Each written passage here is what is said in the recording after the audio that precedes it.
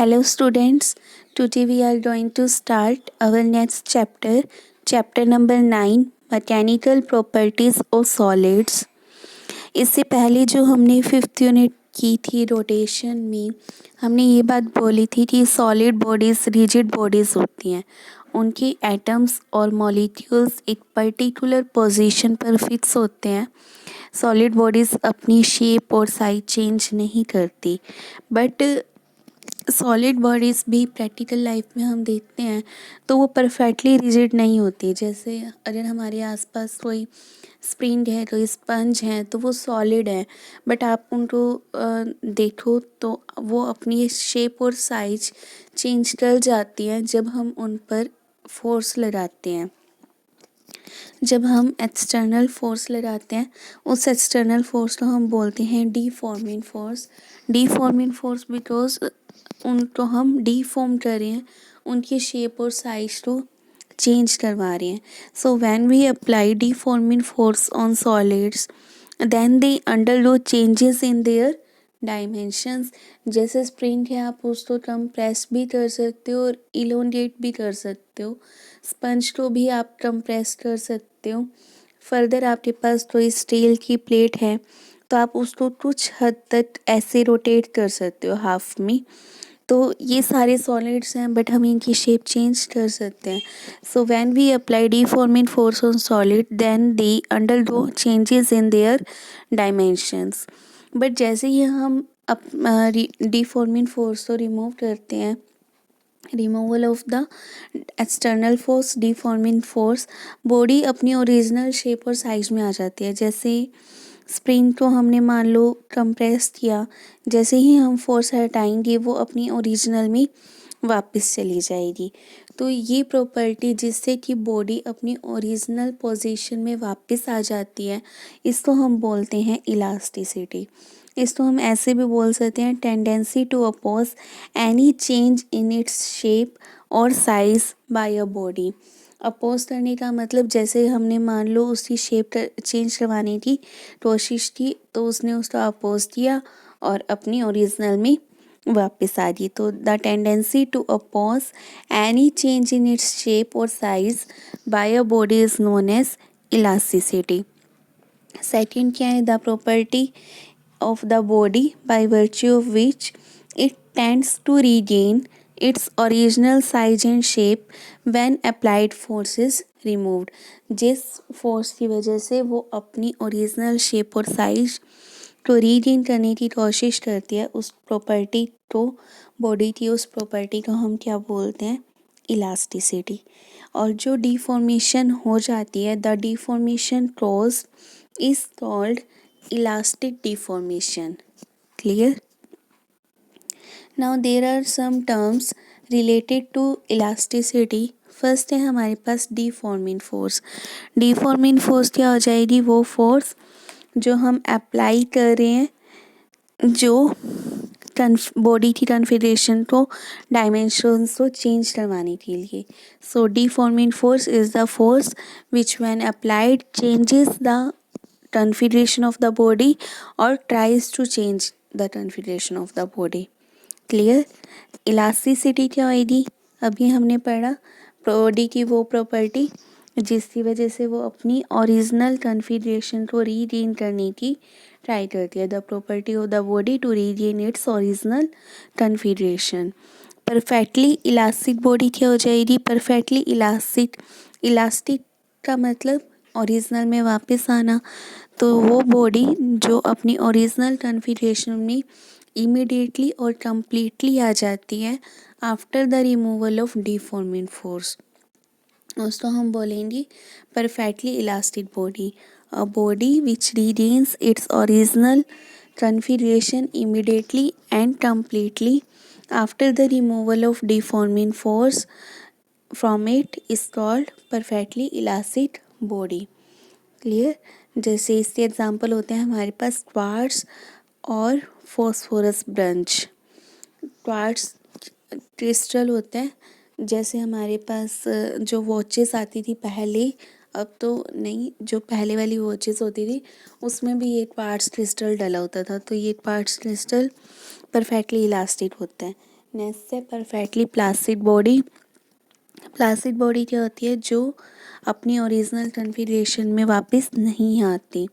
जब हम deforming force remove भी कर देते हैं तब भी वो अपनी ओरिजिनल में वापस नहीं आती और परफेक्टली है, तो हम बोलेंगे कि हम डिफॉर्मिंग फोर्स कितनी भी स्मॉल क्यों ना अप्लाई कर दें, परफेक्टली प्लास्टिक बॉडी अपने ओरिजिनल पोजीशन में वापस नहीं आती। क्लियर? फिर है हमारे पास नेक्स्ट डेफिनेशन स्ट्रेस। स्ट्रेस का मतलब होता है internal restoring force acting per unit area. Restoring force क्या होती है? जैसे हमने डिफॉर्मिंग इस डायरेक्शन में लगाई, स्प्रिंग था उसको हमने इलोंगेट किया by applying the external force. Restoring force होता है जिसकी वजह से वो वापस आएगी। ये हमने 4th यूनिट में भी पढ़ा था। तो जिस फोर्स की वजह से बॉडी अपनी ओरिजिनल कॉन्फ़िगरेशन में वापस आएगी उसको हम बोलेंगे रिस्टोरिंग फोर्स। तो स्ट्रेस का फॉर्मूला क्या होता है? Restoring force by me area. अब ये इलास्टिक बॉडी के केस में रिस्टोरिंग फोर्स और डिफॉर्मिंग फोर्स इक्वल होती हैं। सो हम स्ट्रेस को ऐसे भी डिफाइन कर सकते हैं, external deforming force by me area. Clear? अगर हमें इसकी यूनिट निकालनी हो तो क्या आ जाएंगी? फोर्स की होती है यूनिट न्यूटन और एरिया की मीटर स्क्वायर। तो newton per metre square will be the unit of stress. But हम देखें तो प्रेशर का भी हमारे पास सेम फॉर्मूला होता है, फोर्स बाय में एरिया। तो प्रेशर की भी यूनिट्स हमारे पास क्या आती हैं? Newton per metre square. तो स्ट्रेस और प्रेशर की सेम यूनिट्स होती हैं। दैट्स वाई स्ट्रेस की एक और यूनिट होती है प्रेशर वाली, that is pascal. PASCAL pascal. इस तरह हम शॉर्ट फॉर्म में लेते हैं PA। क्लियर? अगर हमें सीजीएस में यूनिट बतानी है तो क्या हो जाएंगी? डाइन पर सेंटीमीटर स्क्वायर। और डायमेंशनल फॉर्मूला क्या हो जाएगा? फोर्स का मास इंटू एक्सेलरेशन से MLT-2 upon L square for area. तो ये आ जाएगा ML-1T-2। Clear? Now next is types of stress. Stress mainly दो टाइप के होते हैं। First is normal stress, second will be the tangential stress. तो नॉर्मल स्ट्रेस जैसे नॉर्मल आ रहे हैं मीन्स यहाँ पर हम डिफॉर्मिंग फोर्स जो लगा रहे हैं वो नॉर्मली एक्ट करेगी over an area of the body. अगर बॉडी की एरिया पर डिफॉर्मिंग फोर्स नॉर्मली एक्ट करती है तो हम उसको बोलते हैं नॉर्मल स्ट्रेस। और अगर एंगल पे एक्ट करेगी तो वो कौन सा हो जाएगा? टेंजेंशियल स्ट्रेस या शेयरिंग स्ट्रेस। आगे नॉर्मल स्ट्रेस भी फर्दर 3 टाइप्स के होते हैं, tensile, compressive and hydraulic. Tensile का मतलब होता है कि अगर हम बॉडी को इलोंगेट करवा रहे हैं, if there is an increase in the length और extension of the body in the direction of force applied. अगर हमने फोर्स इस डायरेक्शन में अप्लाई किया है तो बॉडी की लेंथ में इंक्रीज भी इसी डायरेक्शन में हो रहा है, तो जो स्ट्रेस सेटअप होएगा उसको हम बोलते हैं टेंसाइल स्ट्रेस। फिर है कंप्रेसिव स्ट्रेस। अगर फोर्स हम अप्लाई करें इस डायरेक्शन में और उसी डायरेक्शन में डिक्रीज हो जाए बॉडी की लेंथ में, तो हमारे पास जो स्ट्रेस सेटअप होएगा उसको हम बोलते हैं compression stress. If there is decrease in the length of the wire or compression of the body due to the force applied, then the stress setup is called compression stress. फिर है हमारे पास hydraulic stress. Hydraulic का मतलब जब solid body जो हम ले रही है जिसमें हम डिफॉर्मिंग फोर्स अप्लाई कर रहे हैं उससे वॉल्यूम में चेंज आए और उसकी शेप में चेंज ना हो। वॉल्यूम में चेंज कैसे होएगा? जैसे हमारे पास वाटर ड्रॉप एट हुई, अगर हमने उसका इस टाइप से फोर्स लगाई थी वो सारी की सारी जगह से नॉर्मली एक्ट कर रही है, फोर्स परपेंडिकुलर एक्ट कर रही है to every point on the surface of the body. तो यहाँ पर जो ड्रॉप होएगी वो इस टाइप की बन जाएगी और मतलब उसके वॉल्यूम में डिक्रीमेंट होएगी बट उसकी शेप में डिक्रीमेंट नहीं होएगी। तो जो स्ट्रेस सेटअप होएगा means restoring force per unit area जो इस केस में होएगा इसको हम बोलते हैं हाइड्रोलिक स्ट्रेस। अब हाइड्रोलिक स्ट्रेस कब आता है, जब अगर हम बात करें कि एक मान लो फ्लूइड है, ठीक है, और बहुत हाई प्रेशर पे फ्लूइड है, उसके अंदर हमने एक सॉलिड बॉडी रख दी, तो जो यहाँ पर उसके ऊपर प्रेशर लगेगा वो सारी डायरेक्शंस की वजह से लगेगा। तब इस टाइप के केस में जब हम सॉलिड स्फेरिकल बॉडी को फ्लूइड में रहते हैं हाई अंडर हाई प्रेशर, तो उसके जो वॉल्यूम में चेंज होएगा वो इस टाइप से होएगा कि उसकी शेप सेम रहेगी और वॉल्यूम डिक्रीज कर जाएगा।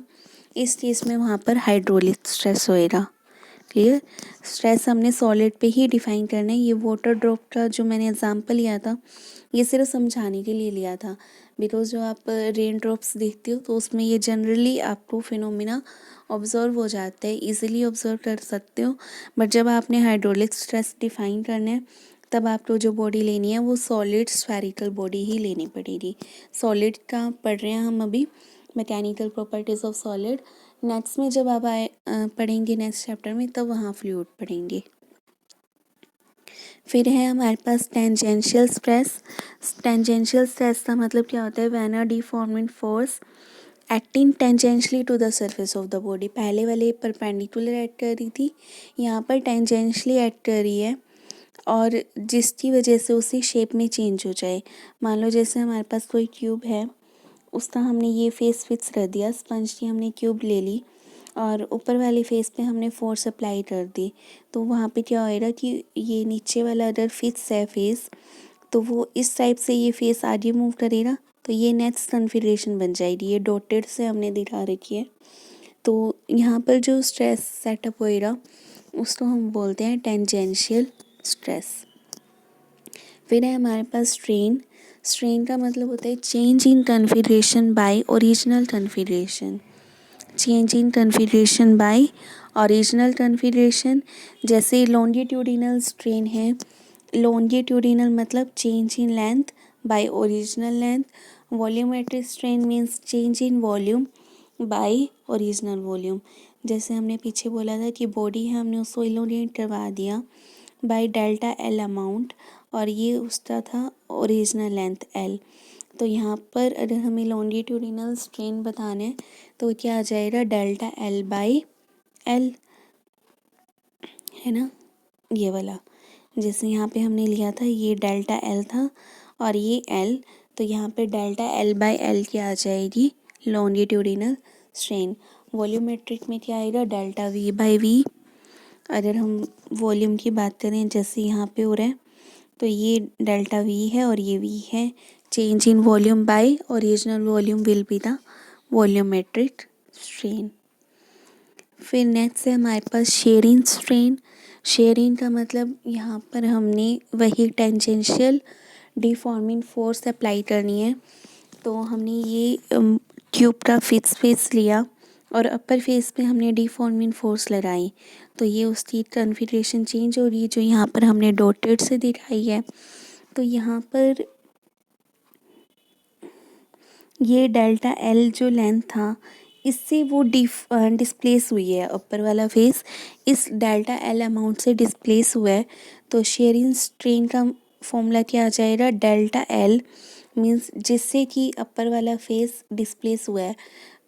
अगर हम टेंजेंशियल डिफॉर्मिंग फोर्स लगा रहे हैं तो कोई ना कोई फेस पे ऐसा आएगा कि जो डिस्प्लेस हो जाएगा। तो जो डिस्प्लेसमेंट है और बाय में ओरिजिनल मीन्स जिस जो डिस्प्लेस हो रहा है और जो फिक्स है उन दोनों के बीच का डिस्टेंस, तो वो है यहाँ पर डेल्टा एल। इन दोनों की अगर आप रेशियो ले लोगे तो वो बन जाएगा sharing strain. So it is defined as the ratio of the displacement of a surface under a tangential force to the perpendicular distance of the displaced surface। ये परपेंडिकुलर डिस्टेंस है, इन दोनों की रेशियो को हम बोलते हैं शेयरिंग स्ट्रेन। या हम इसको ऐसे भी डिफाइन कर सकते हैं as the angle in radian through which a plane perpendicular to the fixed surface of the cubical body gets turned under the effect of tangential force. एंगल कैसे, अगर यहाँ पर देखो, अगर आप सिर्फ ये चीज़, ये वाली ट्रायंगल, तो ये डेल्टा एल बाई में एल, यही एंगल दे रहा जिसको हमने दिखा रखा है थीटा से, ये सारे एंगल थीटा ही बनेंगी। तो हम इसको एंगल्स की टर्म्स में भी डिफाइन कर सकते हैं।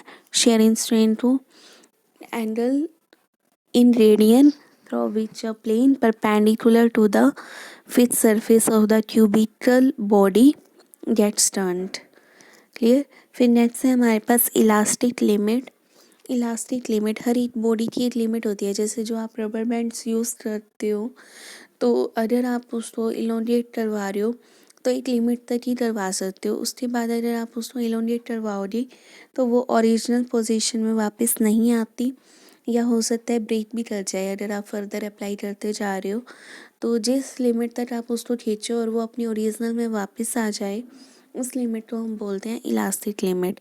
So elastic limit is the upper limit of the deforming force up to which, if deforming force is removed, the body regains its original form completely, and beyond which, अगर हम deforming force को increase कर रहे हैं, beyond which if deforming force is increased, body loses its property of elasticity, means वो अपनी वापस original position में वापस नहीं आएगी and gets completely deformed. Clear?